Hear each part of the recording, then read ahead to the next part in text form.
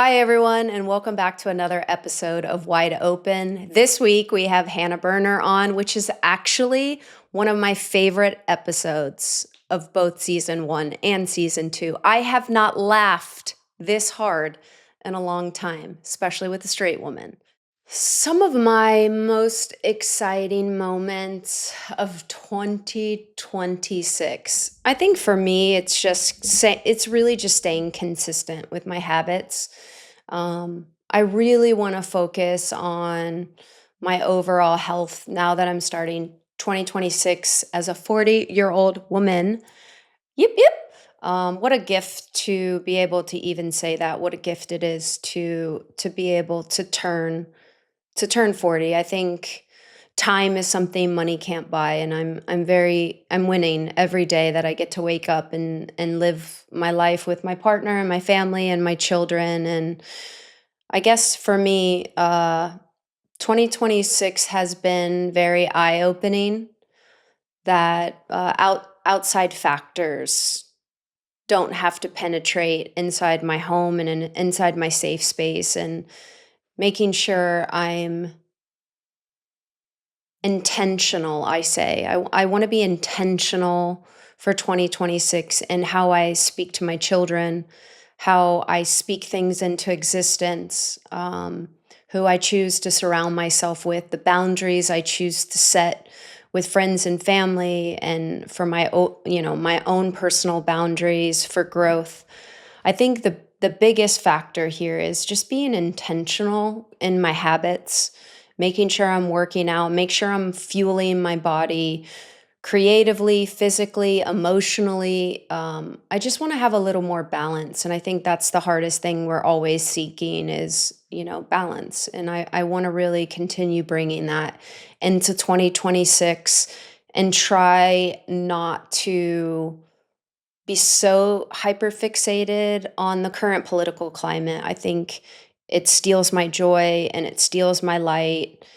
And even though I can keep fighting for what's right, the best thing I can do is show up and make sure I'm molding good humans, and I'm teaching my children right from wrong and how to serve each other and how to serve your community, how to show up for your community. And I'm taking these things really like this is the year of the horse, and I want to keep moving forward. And I want to, yeah, I do. I do. And I don't want to keep living in this chaos of the news cycle and hatred. And I think just if we can start small within our own home, within our own community, within our own walls, I think that light continues to spread. And that's what we want to do here is we want to keep spreading light. I love my friendships, with my straight friends. Like they are so hilarious. And I love hearing the shenanigans that go on in their homes and how much they, are constantly talking shit about their husbands. Like it's just so funny to me. My best friend is straight and is married, and has 2 kids. And I love the banter that goes back and forth. And I'm always sending queer content to her. And it's just like, it's playful. That's what I love about Hannah. Like, everything we do is so rooted in laughter and play. And we don't do that enough as an adult. Like, when I'm with Hannah, I laugh all the time. And we can poke fun at our different relationships. We can laugh about masculinity. We can laugh about all of the things. And I think that's what's so beautiful about friendship in general. And we talk shit about the funny things in life, about being straight or being gay. And like, that's what makes us human. And I really value my straight friendships. But it's very clear that it's just not made for me. It's just not. Like, I can respect it, but like dating a man is just absolutely out of the question. So enjoy this because you guys are not going to want to miss it. Here's Wide Open.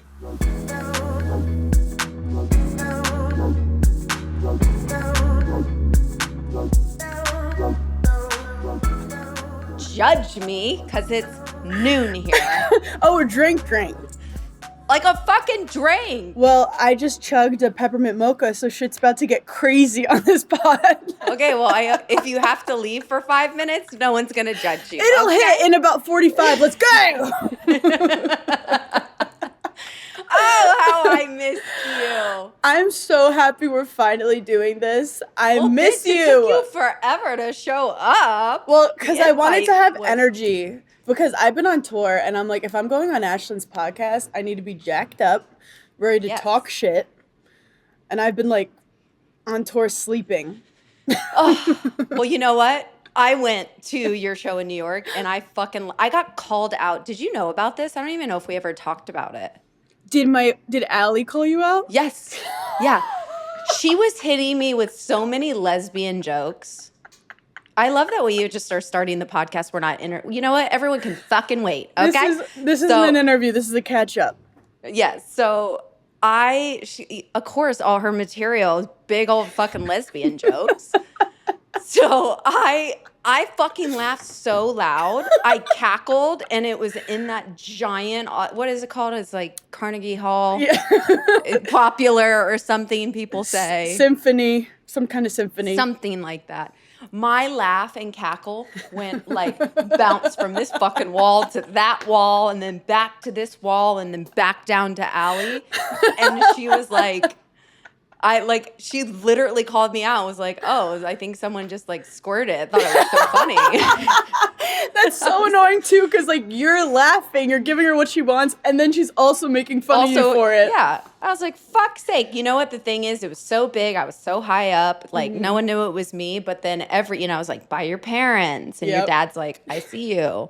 And then I was like, oh, like Lauren's here too, and her wife. Okay, so here we go. Let's get it. This is going to be a fun night. It was kind of the spot for all the it girl lesbians of New York City, and my dad. Yes, exactly. Seems to be a common theme for you. So do you want to tell us something? This is a very heavy queer audience. So I'm like, straight woman, married to a man. I'm in a lesbian relationship, though, even though it's a man. Even though he's a man. So there's the truth. Yeah. Well, I was like, ex-tennis player, energy is undeniable, basketball game, all queer girls. Straight? Look, one thing about me is I love lesbians more than anything. And you do. Let me do a shout out to lesbians, because lesbians literally pave the way for every straight girl to do anything. Facts. Like I don't know history, but historically I'm pretty sure every woman that did anything was because she didn't care about what the men thought about her, because she was gay and was just like Amelia Earhart. Who knows? I'm just calling people out. Like every woman in politics. I just feel like so many of them paved the way, and especially in sports and comedy. It's always the lesbian that's like, well, I'm going to do it because I want to do it. And then the straight girls are like, I guess we could do it too. Also, you're not fucking wrong. I'm over here. I'm like, keep going. No, it's true. And I think I admire that lesbians don't care what men think, and they don't consider the patriarchy in what they do. And it's like, we have to learn from the lesbians. And I also just was raised by my dad with like no gender. Like I was very raised I was never told like, you're a princess. That's why we beautiful. love him so much. We love my dad. We love your dad. And my dad loves lesbians. He really fucking does. That basketball game, that connection was chef's kiss. Can I tell the story? Please. Hold on. Let me introduce you to everyone before we even fucking jump into that story, because I need you. Well, everyone, if you don't know, welcome Hannah Berner to the show, honey. Thank you, Ashlyn. She is clearly straight, which we will unpack later. But she's comedian, author, podcast host, D1 athlete, period. Athlete first. a really big ally of the community. So welcome to Wide Open. Thank you. And here is the floor to tell your lesbian story about your dad at the Liberty basketball game. Let's just open it right up. So first Blow of all, the door right open. my dad is best friends with you and Sophia. I'm just a tag along, by the way. Pretty much. But my dad, growing up, I was a tennis player. I played Division I. My dream was always to win Wimbledon, and my dad was always my coach. And my dad has such a passion for women's sports. Yeah. One thing about me and you, because I was, doing my little research on you pre-pod, because I'm a fucking professional. Oh, yeah, you are, baby. So a lot of female athletes, I played on the boys' tennis team in high school. And when I graduated, there was a lot of drama because we didn't have funding for a male team, and they ended up giving us funding, and then my dad coached the first women's team in high school. So my dad just loves women in sports. So and we come from a basketball household. My grandpa was a high school Brooklyn coach, the kind of guy in movies where like he'd pull tall kids off the streets and be like, "You're gonna go to college. I'm gonna teach you how to rebound." And they'd be like, "Mr. B, thank you for believing in me." And like he was that guy. And my dad just loves basketball, and I think because he saw sports through my eyes, he is obsessed with women's sports. So long story short, we get an invite to go to the Liberty game, which if you haven't gone, if you haven't gone, you gotta should go. You gotta get gone. You gotta go. It's a scene. And I walk in with my dad, and it's Renee Stubbs, who, as a tennis player, like, I know you guys, she's just like your bestie to me. I'm like, you're the greatest. Like, the volleys on that woman are just spectacular. Did you see the fucking arms on her? Oh, she's not messing around. She's got a wingspan.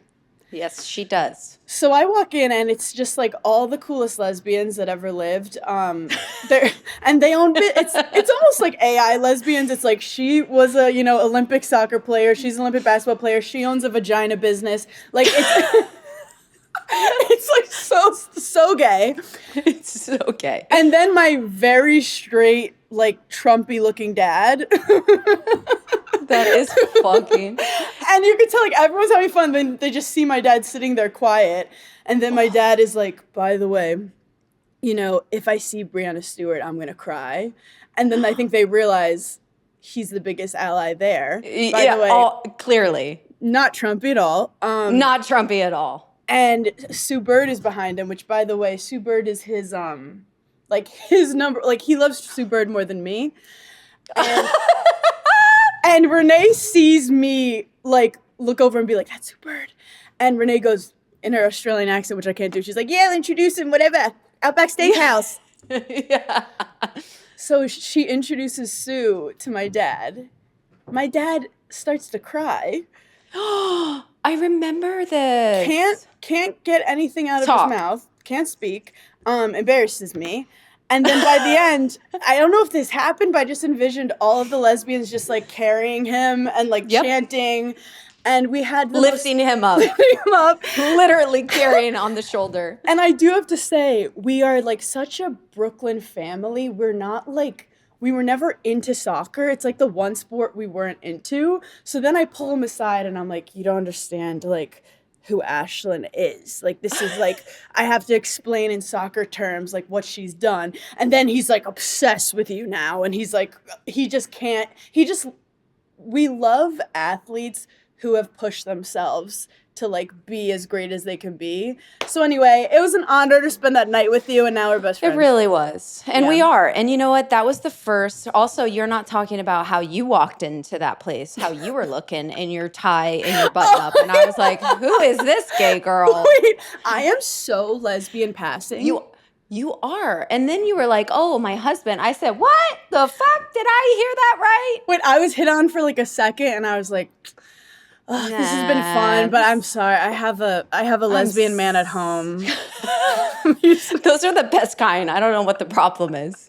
I think because he's a performer, like, we're just in like we're in such a like partnership. So it's a fruity bubble. It's a fruity very bubble. fruity bubble. It's so lesbian. But also, I joke, like, I need the manliest man because any, like, normal, like, 5'9" dude, I'm like, I could pick you up and throw you. I want to feel like a tiny, dainty angel. So I found this, like, big man from Queens who talks like this. And I'm like, I'm love it. little and curly. But he lets me be me and be and shine. And I think that's very important when you're in a relationship with a man, that he's not dimming you. Yes, that part. And also, he's older. He knows exactly who he is. So don't find a child, find a man. There's a big difference. Ashlyn, there's no insecurity. There's no projection. There's no shrink yourself so I can float and, you can be on the floor. No, we're not doing that. You're so right about the age. I joke because age is key. He's tired, so he doesn't have the time to, like... He's not fighting with me. He's like, whatever you want. Like, I'm going to bed. I'm snorting an Advil and going to bed. But it's funny. I feel like a lot of gay relationships have age gaps. So that's why I also think I'm kind of in a lesbian relationship. Like, I found an older, wiser lesbian. Lesbian. I mean, I see nothing wrong, and that's why it's going to work. So congratulations. Wait, don't go through what I did. Are you Gold Star? No, God, no. I've had sex with so many men. I'm sorry. If any of them are watching, they're like, I'm sorry, Ashley. You don't deserve that. I don't deserve it. But also when I think back, and they're not going to like this, but they're probably not listening. They're not your demo? No, they're not. Very like lesbian, queer, forward. You would be slightly confused. I saw my high school. Oh my God, I can't believe it. I'm just letting it all fly off. Here we are. Should I be a fucking comedian? Talking about me shaming men. This is I don't know who is hammering who. This is a professional podcast, and I'm like, how many guys have you fucked? Fact. No, but seriously, first off, brought Sophia to my 25-year high school reunion. 25 or 20? Math doesn't matter. Not important. So I see my high school sweetheart. We're not going to name names, but comes up to me, and he was... And I'm literally like, here's my girlfriend. Her name is Sophia, blah, blah, blah, blah. And we're like, few drinks, everyone's so uptight. So I'm just like flying off the rail, having a good time. And then I see like drinks are starting to flow. And he like says something to me. And I'm like, haha, never imagined I'd be this fucking gay, did ya? Like, it wasn't you, it was me. Type of shit. And he goes, because he's, he works really hard and he does like a lot of cable line stuff and he's really high up in the air. And he's like, do you know how much shit I get? People knowing like you were my, yeah, exactly. Like literally, do you know how much shit I get? And I'm like, well, I mean, honestly, it should be a brag. You should be, that should be a notch on your damn belt. Yeah, like I see nothing. Medal. That's a gold medal. If it's not a gold star, it's a gold medal. It's a gold medal. That was what he said to me after 25 years. Like, if you only knew the shit I get on those lines from people hassling and heckling me, you wouldn't believe it. And I'm like, well, here we are. This also reminded me why I love the gays is you are inherently funny because you've had to overcome so much like identity trauma. Like, you have to use humor to cope with it. Oh, you have to. Can I tell you how I told my brother I was gay and dating a woman? So if you don't know about my past life, I really love a titty bar. Shocker! Said no one. I'm like, why do I love titty bars and I'm dating all of these men? Hello. Yeah. So I was like, I was in my small little town and I like came home from a trip and I was, with the national team at the time very early on. I was living in DC playing for the Freedom. And I don't know, it probably was a holiday, probably Christmas. I'm like, we're going to a titty bar. I'm not sitting in this Republican space. I got to get the fuck out of here and see some boobies. So he's sitting there and we're talking. I'm like, like having so much fun. I was like, I just wanted you to know I'm dating a woman. And then it's my dollars are flying. He's like it was such whiplash for him. As there's boobs in your face. Just so you know, I'm gay. So this isn't for fun. This is reality. Okay.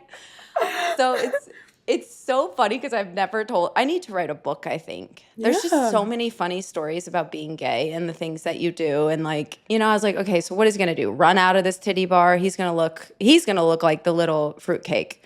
So I told him, he's so sweet. He wrapped his arms around me and then he was like, that's great. Tell me all about it. I told my dad and he goes, honey, we knew. I raised you.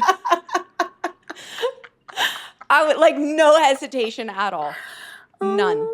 Yeah, but he was like, girl, tell me something. Is that it? Is that all you got today? It's funny because I think about sports and how that really consumed me, but to also be battling, questioning and feeling guilty. I felt guilty about losing, but to also feel guilty about what my parents might think about my sexuality, it adds so many layers to your teenagehood.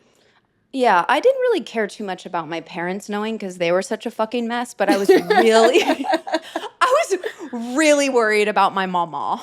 Oh, and my your papa. mama. Yeah, I was like, oh God, these Fox News people all up in here, ex-military. Yeah. So I told her, and she was like, oof, that boy Tyler, what did he do to you? She blamed the man. I love that. It's his fault. So that's my life story on the podcast. I'm supposed to be interviewing you. No, I'm literally so sick of myself. I love. Also, I'm fascinated by you, so I'm tell me everything. But it's funny because I grew up in the most lesbian neighborhood in the world, Park Slope, Brooklyn. Ooh, Annie. Girl, it makes sense. I grew up and you would just see power lesbians with their strollers. They're all CEOs. And that's just, and I also grew up, Park Slope, Brooklyn. I remember in 4th grade having speeches about, some people are raised by their grandparents. Some people have one dad. Some people have 2 moms. That was just how I was raised. So when I went to college and realized there's people who are intolerant, when I went to University of Wisconsin and everyone looked the same, I was like, what is going, I thought the whole world was like that. And that's my own little fruity bubble that I grew up in. I love it. So and all of my gay friends live there. So it's it's so on brand. And these women were so powerful. And I think also as I get older, I just love surrounding myself with really fucking smart, powerful women. So I think that's why when I was sitting at at that gay table, I said, I belong here in my tie. Yes, you do. In your tie. It was so good. Yeah. And now you're wearing it on your comedy show right now every single damn night. And I love it. It's a staple. I do think, but we're gonna get to that. So we can't talk. We're jumping ahead too much. Yeah. It's time for me to ask you some questions. Oh yeah, sorry. Okay. I knew you shut up. Yeah. So we all know you were a Division I athlete. We spoke about it. Did you always know that you were funny and that you wanted to pivot? When did the swing happen for you? Because you still are a really fucking good tennis player and you do so much. You show up all the time. And now you're kind of doing these fun little commentating moments that are, we should do this more, by the way. Because if I want to listen to anyone, it would be you. But when was the shift? When was the shift for you when you because you said your goal was to go to Wimbledon and do all these great things in sports, but clearly now you're an incredible comedian and doing all the things in the art form. Well, I love being on this pod because, like I said before, I'm an athlete first. That's how I identify. Yeah. So when people are you're a comedian, I'm like, well, yeah, after my dream died, this is what I fell into. I'm like, this had isn't to do something. Yeah, this is my, plan D. But when I was younger, I was always very goofy, very performative, very silly.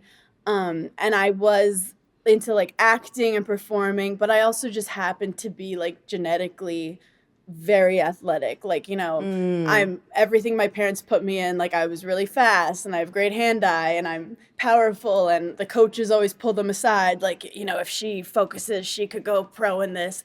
And I come from a sports family and my dad once told me, I don't know if this is why I'm in therapy, but he was he basically said the only way to be successful in life is to play a game professionally. Like that's because dropping dimes here. That's his dad, you know, he grew up with a basketball coach. Like, that was what I saw as success. Like, yeah, acting and performing is cute, but like for like my family to be proud of me, I wanted to go pro. And I remember at like 8 years old telling my parents like I want to become a professional tennis player, and how they talked to one of the coaches and they were like, you know, she needed to start like 2 years earlier with like real lessons if she wanted to go pro. And I remember I just had this weird fire as a kid where I was like, I'm gonna show them. Yeah, I love this. Around like 9 years old, I was like, I'm gonna be a professional tennis player. Not to get too deep, but I do think as a New Yorker, not to get really fucking dark right now, but when I was like 10, that's when, you know, 9/11 happened. And I remember just, it was kind of scary. And I remember just being like, if I just focus on sports, that's the only thing I can control.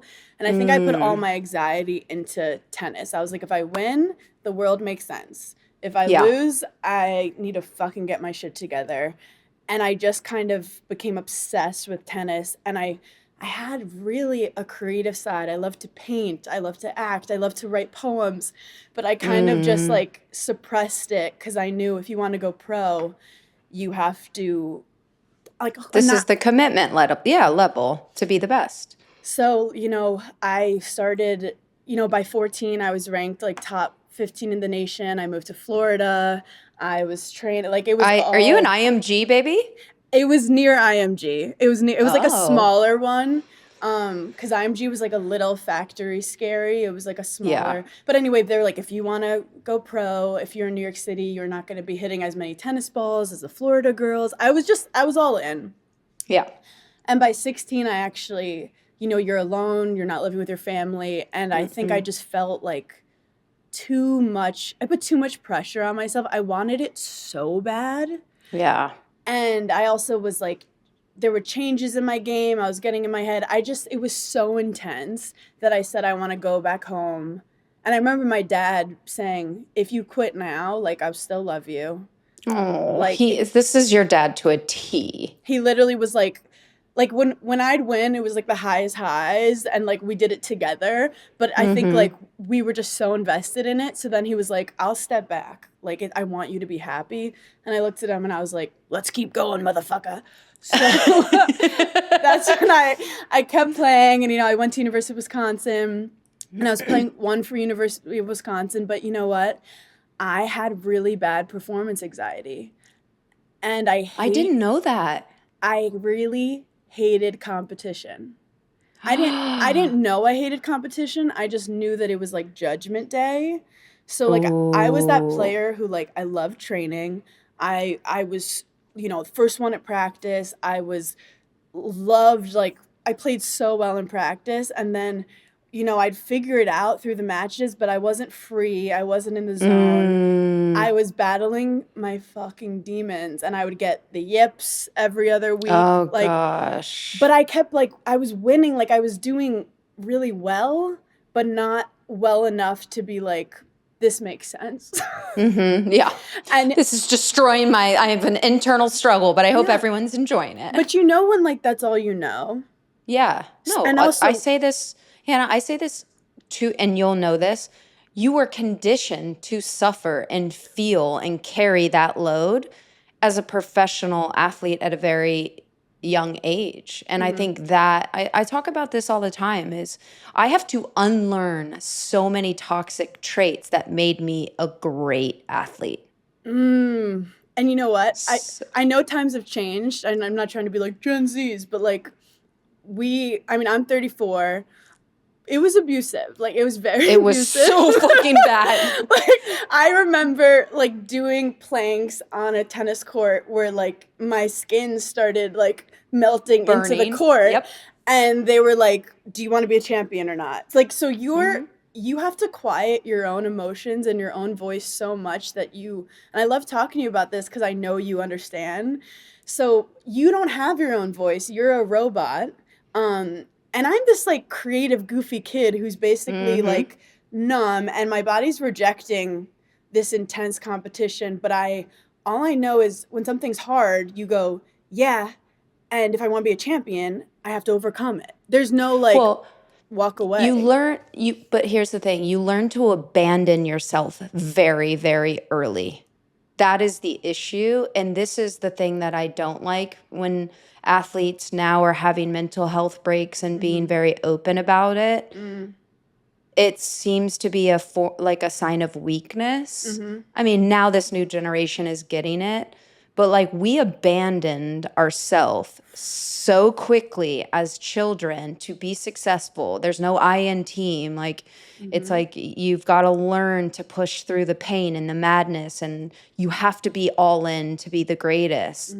And there was no such thing as balance. There was no such thing as like, oh, you mean I can actually enjoy doing this? That didn't exist because it was like, no pain, no gain. Yeah. Like we were raised in this, like, it felt like boot camp. It was like military. Fully And then military. and then all of a sudden when it ends, they're like, go be a common folk. Good luck. And I'm like running around like, scaring people. You're so jacked up. And it's so funny because I was a perfect specimen of someone who I remember we were just doing like tons of suicides, which I don't think you're allowed to call them that anymore, but we were doing unalives and we were running back and forth and I was winning all of them, but I'm dying. And I remember turning to my coach being like, I don't think this is what I need right now. And he thought I was being like trying to get out of it. And I was like, my brain is fucked up. I know I'm the fastest girl on the team, not helping me. Like I'm not, I'm still double faulting in my matches.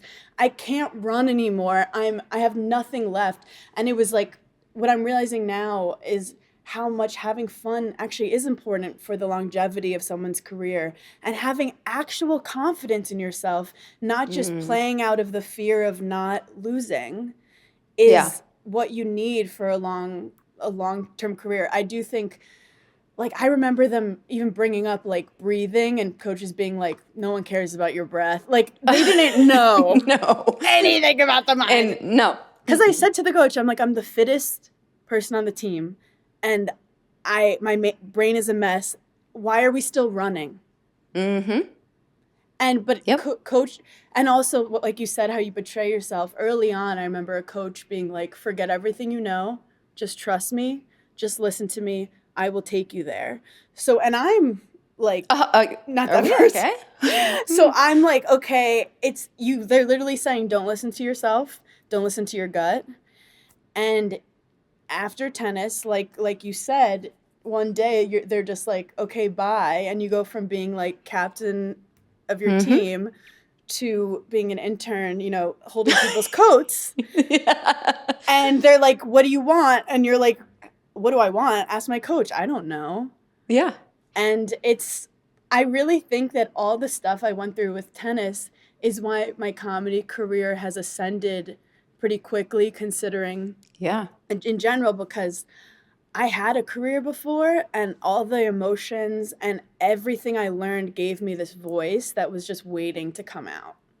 Oh, I love that. And that's so powerful, because I was going to ask you, if you had such severe performance anxiety playing, how does that translate into your like comedy when you're on stage and there's thousands of people, in the audience? And like, I know tennis is solo, but there's tactical things like I got to do this. I like the preparation is very clear what you have to do, right? I feel that in comedy, for me, there would be so much more pressure because the audiences are so different where you travel, and you have to like somehow get everyone to buy in to this performance from all different walks of life, all different corners of the country or the world, and get them like falling on your every word. Like, that's a lot of fucking stress, dude. What do you mean? It feels very similar. How did you navigate that with the performance anxiety? Such a good question.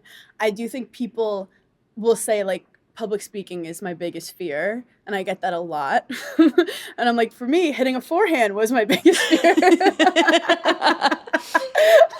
But hitting a second serve against Duke at 6-0 on the tiebreak, I'd want to throw up.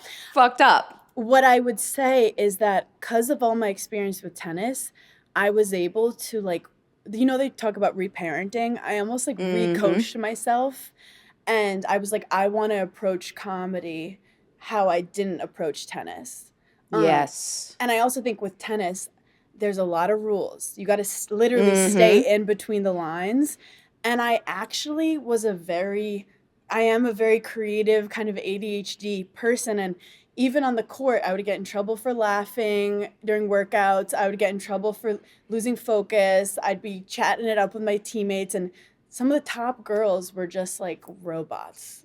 Wow. And I do remember the first time I did stand-up, my friend like dared me to do it. And as I'm walking onto the stage, I remember thinking, oh my God, is this going to be just like tennis? And when the second I get up on that stage, am I going to doubt myself and be scared of whatever, I'm going to disappoint people, da da da da. I don't know why. The second I got on the stage, I felt at home. Wow. And I felt like I was at brunch with my friends. And when the moment came to hit the line that I knew I needed to hit, I hit it better than I did in practice. And I'd never done that with tennis. And I remember thinking when I got off, instead of being hard on myself or whatever, I go, this career, I'm going to be nice to myself. I'm going to be productive. I'm going to enjoy it. And the second I stop having fun, I'm out.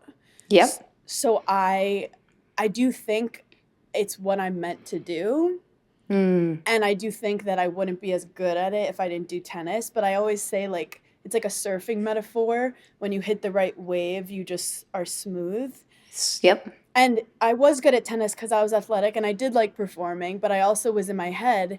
But with comedy, when you're in your head, it makes you better. So when I'm doing a bit and then I see someone wearing a weird fucking hat on the side, I start coming at them for the hat while also saying what I'm thinking in my head, which is, sorry guys, I'm like all over the place. So me expressing my vulnerability with comedy is what makes me good at what I do. Where with tennis, being like my dad's standing there, that girl's over there, I'm playing her next round, she's watching me, that fucked me up. Distractions. Couldn't focus on the task at hand. Yep. Where comedy also, you have to be in the moment. Ooh. When I'm on the stage, if you're not in the moment, you can't speak. So even though I still, I deal with anxiety, I deal with questioning myself, when you're on the adrenaline you get, your brain has to shut off. Ooh, yeah. Where tennis, I really couldn't get my brain to shut off and I rarely would find the zone. It's incredible the parallels of which, it's probably, Hannah, takes so much work to be where you are today and not carry that into your art form. Like, and you're young, which is crazy to hear the growth you've had, because as someone who's been an athlete as well as you, that shit could really tear you apart. I still see like my friends who didn't make it, who loved soccer, fucking loved it.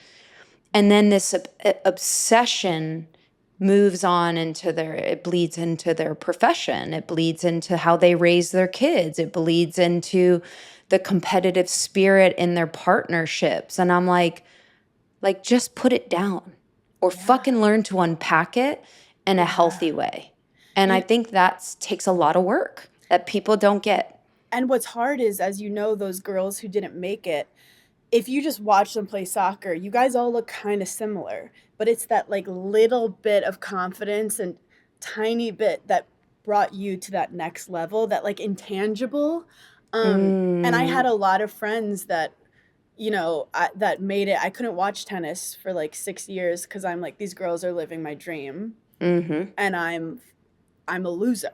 And why did I put 20 years into this? Even though, yes, I got a full scholarship. I had a great time at the University of Wisconsin, go Badgers.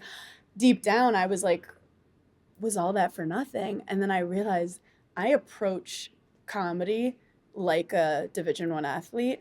I am so diligent in my how Mm, I how I tackle it. And I think that gives me a real advantage versus someone who didn't have the discipline and work ethic that I had to have to get here. yeah. Well, that's it too, right? The tools, they like this is statistics, right? And these are studies that are real time. Players and not players, young girls who play sports Mm-hmm. end up being so successful in what they choose to do because clearly one percenters are one percenters. Not everyone is going to be the best in the world, Mm-hmm. right? Not everyone is going to go to the World Cup. Not everyone's going to go to Wimbledon. But statistically, now there are so many women in C suite positions and high level positions because of the things they learned Mm-hmm. while they were players. It keeps women getting pregnant much later. It keeps women not doing drugs, not on the streets. It keeps you so focused and prepared. And it translates through everything in life. And they're showing, I mean, upwards of like 90 something percent Yeah, of women who I saw that played meme. Division One sports have become really, really successful Leaders. businesswomen and leaders, and all of these things that we know we value and we inherit when we go through the shit you and I went through because it was fucking hard. But God has it prepared me for this life, for parenting, for adversity, Adversity. I was grief. about to say, Yes, yes. I always say all of it. with tennis, and especially you as a goalie, like I can win a match 6-4, 6-4, and I lost 45% of the points. So that means I have to handle losing the Yeah. entire match to win it. But also, even further, kind of what we spoke about in the beginning, I'm kind of obsessed with disrupting male fields. Oh, love it. I Anything. I was born I was born to be a stone in a man's shoe. Um, a little pebble, if you will. Yeah. Or a And big fucking pointy rock. yes, and a jagged rock. And as you know, when you're an athlete, we train with a ton of men all the Oh, time. yeah, all the time. So that experience of walking on a court, seeing a bunch of dudes, and just knowing how to roll with it, and knowing how to handle them and be around them. When I started stand-up comedy, and you walk in a club and it's all dudes, a lot of women who are so fucking funny have a couple, bad experiences, and they just are like, I just don't belong here. Maybe this isn't my thing. That's why there's Yeah, not more women in stand up, not because they're not funny, but because it's not a safe space for them.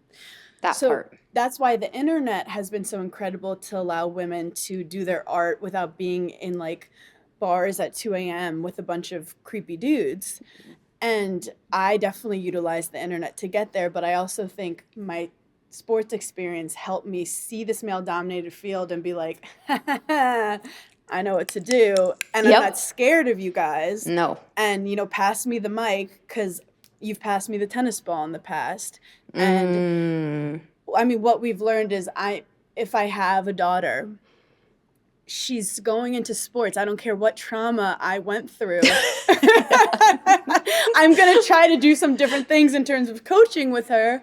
But the self-esteem I Oh, gained yeah. from even like completely folding like a cheap beach chair under pressure sometimes, I'm like, I survived that. You did that shit. I survived it. So when I'm, going on stage, I always say, because you ask, how did you not, crack under the pressure of stand-up? I go, no, no one's keeping score. There's no Mm-mm. loss. That's an art to me. I'm expressing myself. When I get off, only I know what I messed up on. Like, I'm the one who, when I Ooh. walk off, I could either be like, so proud of you for trying that new joke, even though it didn't work. We learned. Like, I'm in such a learning mentality where tennis was just, if you lose, you're a piece of shit. Yeah. Oh, yeah.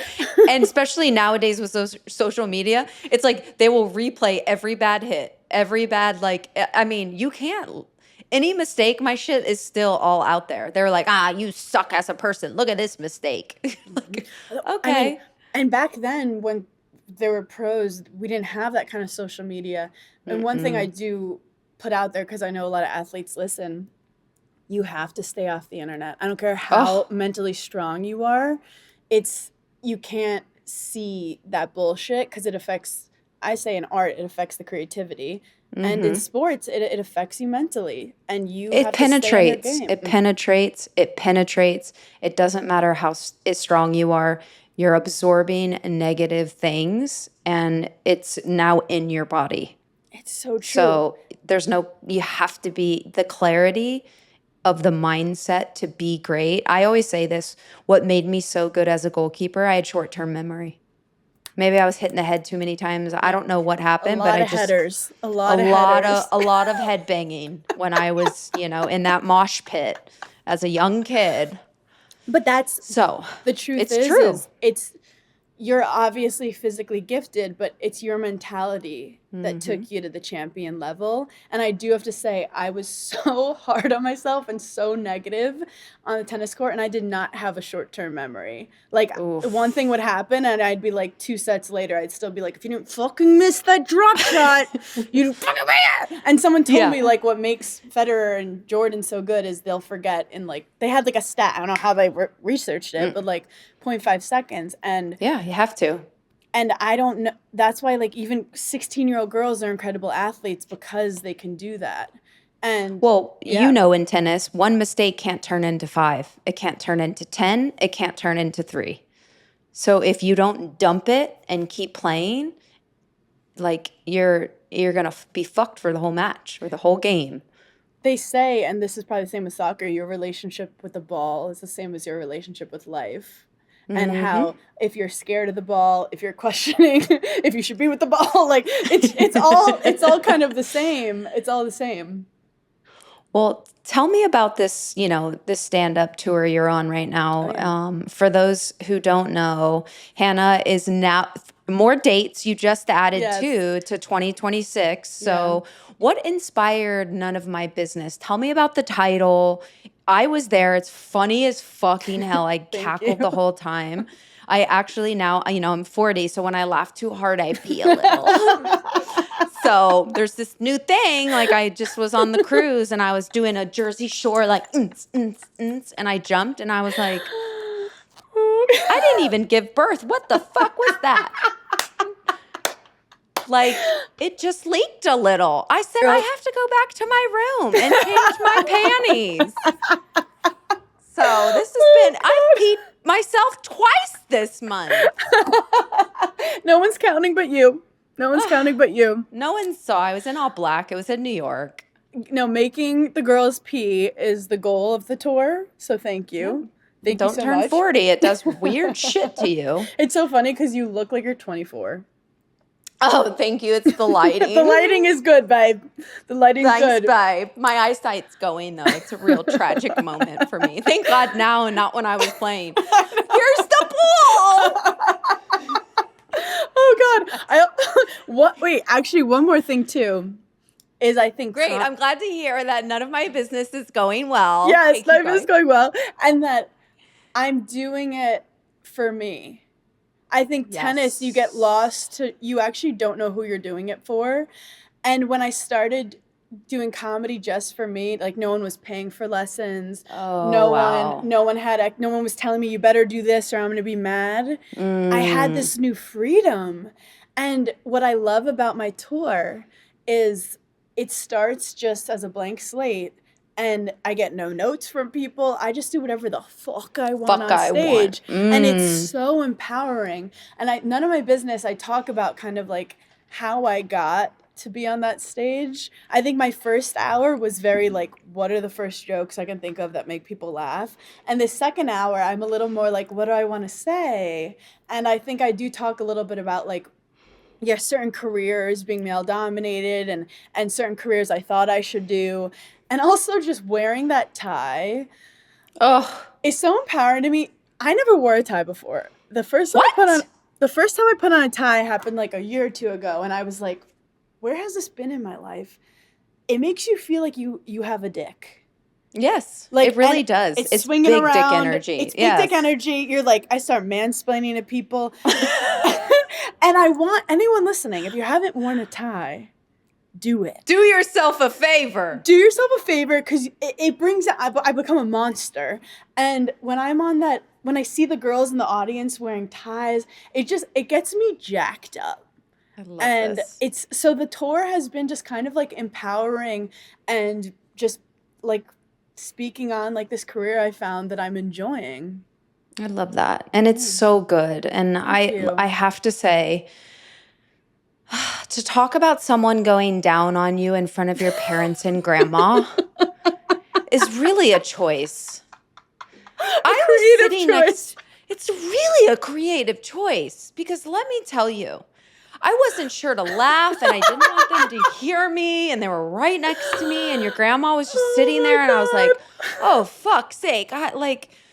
How do they feel? Have they done it? Are they used to this? Your mom was fucking cackling. Your dad looked like he was like, I don't really know what I should do. It's my daughter. I probably shouldn't. So he just fucking didn't move.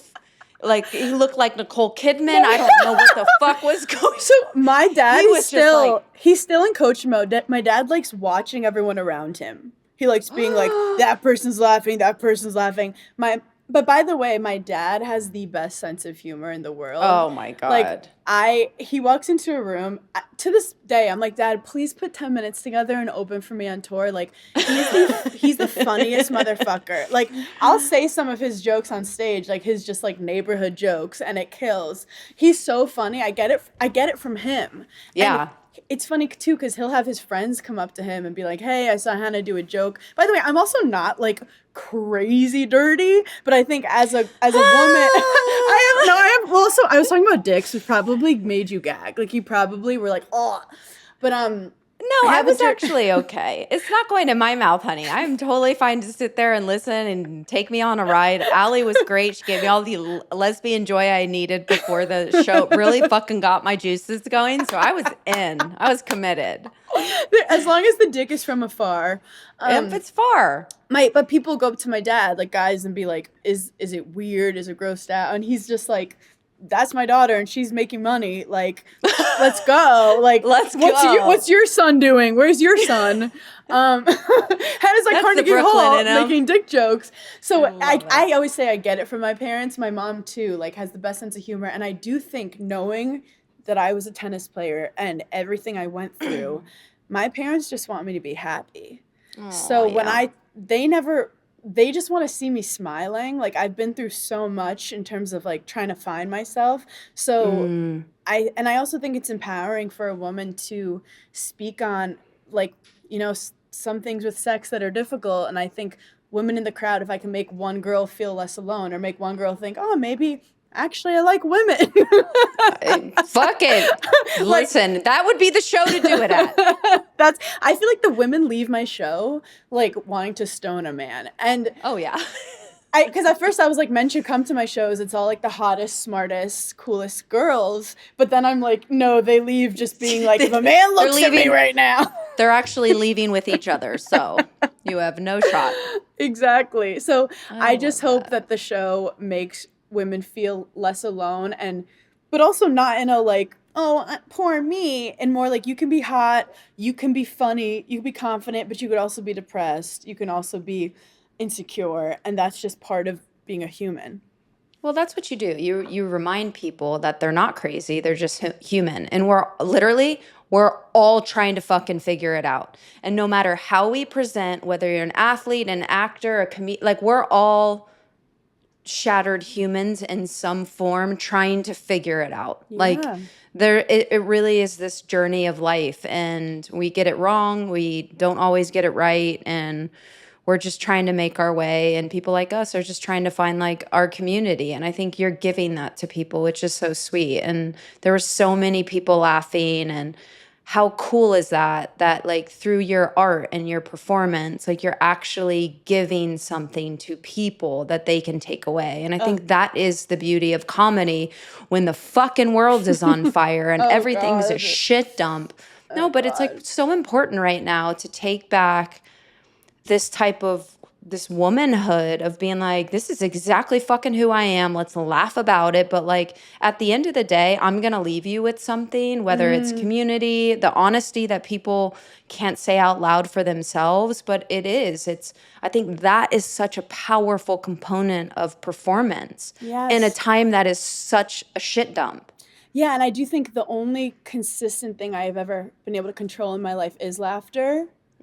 I couldn't control the wins, I couldn't control the losses, but I always could decide to have a perspective. And I think that's also with comedy, to take life less seriously. We're all gonna have fucked up things happen to us, but we can decide how to respond to it. And I think if we can decide to make things a little lighter with a little laughter, and that kind of helped me survive some of the trauma I've been through for sure. And you and Paige do such a great job of that when you're not on tour. So for those of you who do not know, Hannah and Paige have a fucking hilarious Lesbian podcast. lesbian podcast. Here we go. We are partners. We are partners. Yes. We're it in is a very non-sexual clear. marriage, which is most of America anyway. So we're in a non-sexual marriage. And it's Giggly Squad, right? Yep. Yeah. It is so fucking good. And like Thank I you. laugh with you guys, and the way she calls out the fucking things you wear makes me want to choke most days. She's literally looking at you like your outfit is making me dizzy. Or what did you think about that choice walking on the red car? The way she calls you out We make fun of each other berate so each much. other. Oh, and yeah. it makes me giddy, but also it's so funny. I'm so mask with Paige. Like, she's so femme and I'm so mask. And then I hang out with my lesbian friends and I'm this like girly femme. Yeah. I'm like, this is so funny. It's confusing. It's very, but I think a lot of lesbians love it because it is just like girlhood. And also like, look, it takes one girl to swing you, you know? Yeah. It Nowadays, takes one. it's 2026. Anything fucking goes. It is 2026, but also I think I definitely gravitate towards you because you've had this incredible career. You're in this next phase of your life, which I understand more than anything. And I always say to people, whatever made you great and what you did, you're gonna put into the other things in life, whether it's parenting, whether it's, this next journey, your relationships, any entrepreneurial things, you're going to tackle the same way you tackled soccer. So I'm also just so excited to watch you and all the things you didn't even know you could do because you had put it all into soccer, Blinders. It's called blinders.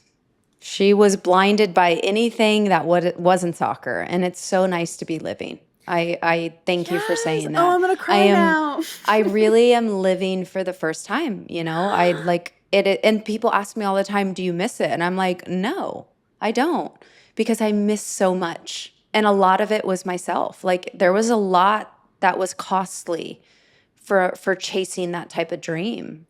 It took a lot it gave me so much. It gave me this beautiful life, and I am so grateful.